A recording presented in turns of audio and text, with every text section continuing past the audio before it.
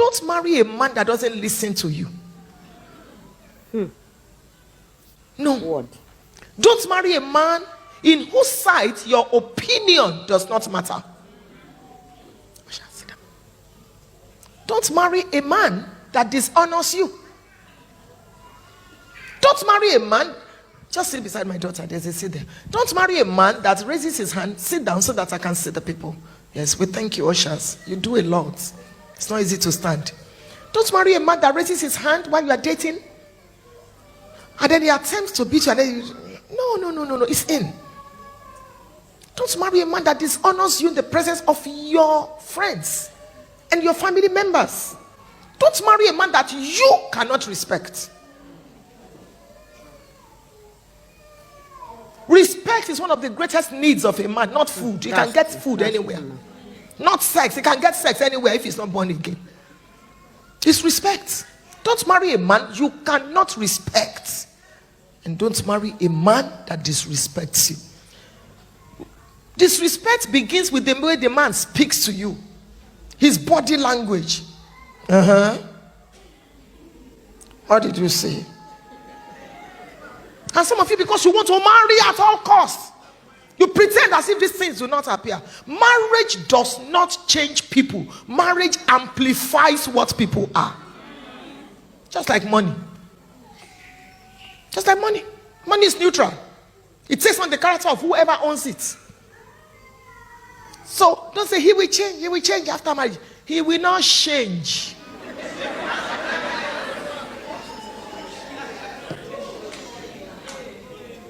So look for these things in marriage.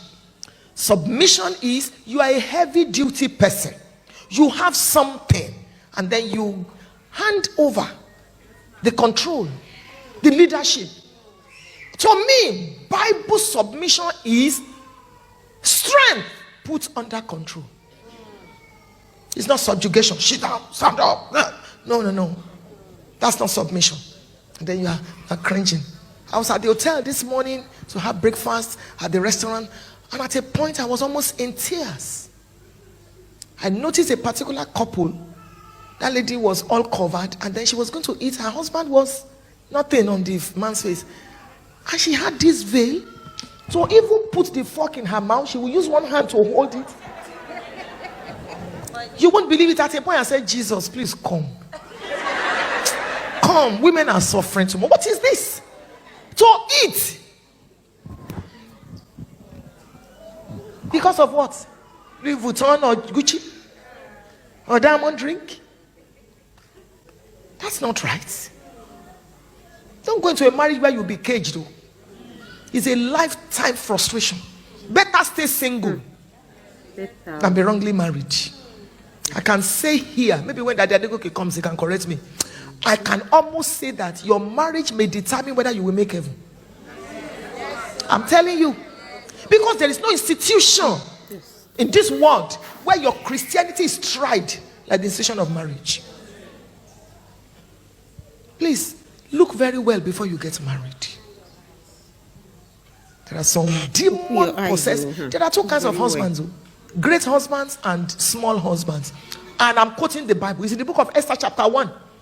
Memucan was speaking. He said, "O king, you better remove this woman called Vashti, so that women will honor their husbands, both great and small."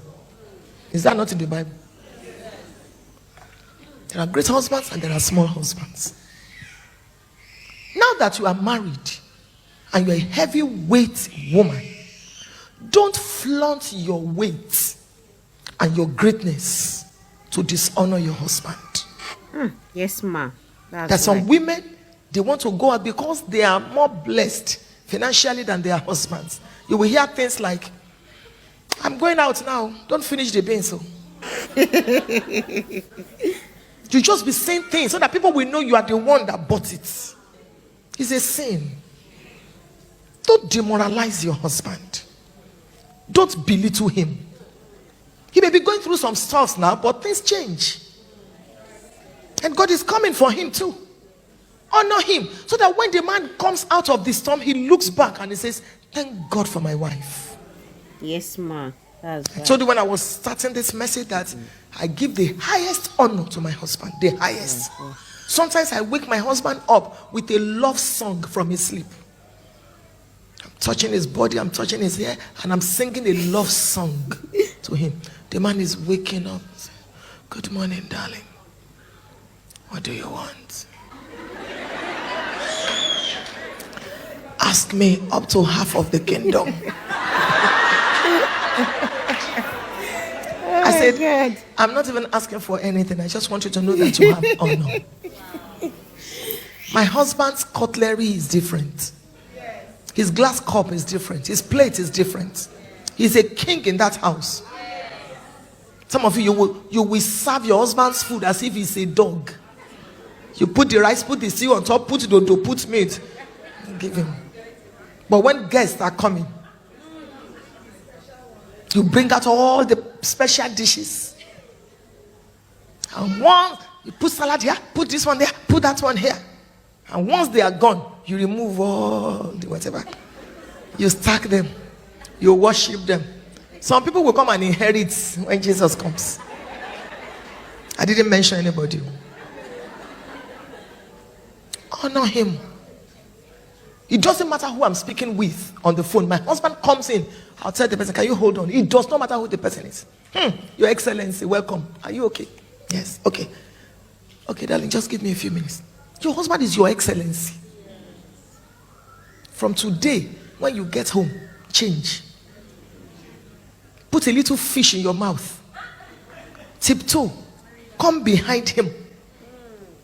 And just tickle him.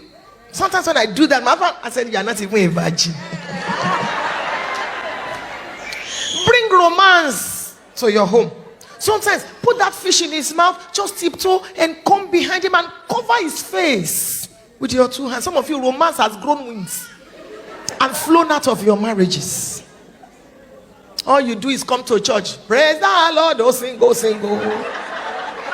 It's so spiritual. And you know what bothers me most? Some of you, you use your children's names to call your husband. Olu's daddy. Daddy Tolu, you are a bush girl. Bush. Daddy. Some of you, your husbands are pastors. You even call pastor. Daddy, wa. You can call him daddy in church, because that's the language. But in your house, it's your husband. Darling, sweetie, BB, babe, honey. So, when you get home today, start. If your husband says, when did we start? He said, we're just starting now.